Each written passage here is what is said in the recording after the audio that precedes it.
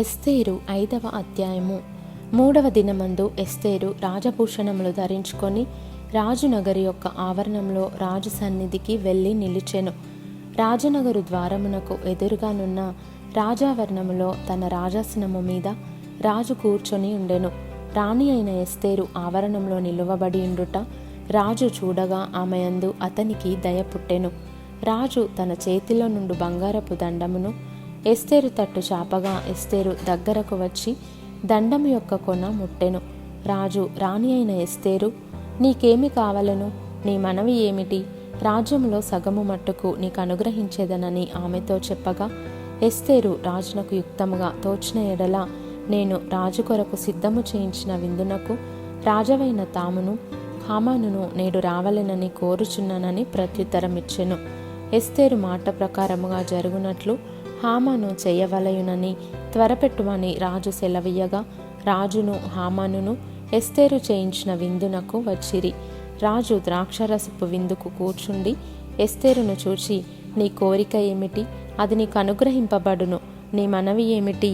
అది రాజ్యంలో సగము మట్టుకైనను చేయబడునని చెప్పగా, ఎస్తేరు ఈలాగు ప్రత్యుత్తరం ఇచ్చెను. రాజవైన తమ దృష్టికి నా ఎడల దయ కలిగి నా మనవి చొప్పునను నా కోరిక చొప్పునను జరిగించుట రాజవైన తమకు అనుకూలమైతే రాజవైన తామును హామానును మీ నిమిత్తము నేను చేయింపబోవు విందునకు రావలెను. రాజవైన తాము చెప్పినట్లు రేపటి దినమున నేను చేయుదును. ఇదే నా మనవియు నా కోరికయు ననెను. ఆ దినమందు హామాను సంతోషించి మనోల్లాసము గలవాడై బయలువెళ్ళి రాజు గుమ్మమున నుండు మొర్దెకై తన్ను చూచియు అతడు లేచి నిలువకయు కదలకయు ఉన్నందున మొర్దెకై మీద బహుగా కోపగించెను.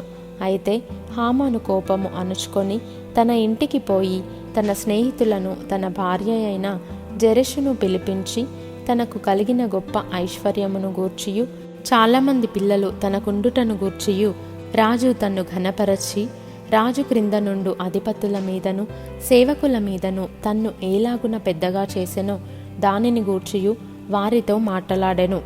మరియు అతడు, రాణి అయిన ఎస్తేరు తాను చేయించిన విందునకు రాజును నన్ను తప్ప మరి ఎవనిని పిలిపించలేదు. రేపటి దినమున కూడా రాజుతో కలిసి విందునకు రమ్మని నాకు సెలవైనదని తెలియజేసెను.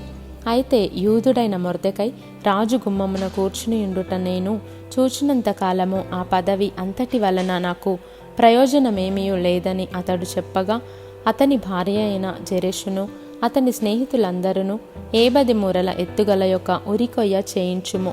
దానిమీద మొర్దెకై ఉరితీయింపబడినట్లు రేపు నీవు రాజుతో మనవి చేయుము. తరువాత నీవు సంతోషముగా రాజుతో కూడా విందునకు పోదువు అని అతనితో చెప్పిరి. ఈ సంగతి హామానునకు యుక్తముగా కనబడినందున అతడు ఉరికొయ్య ఒకటి సిద్ధము చేయించెను.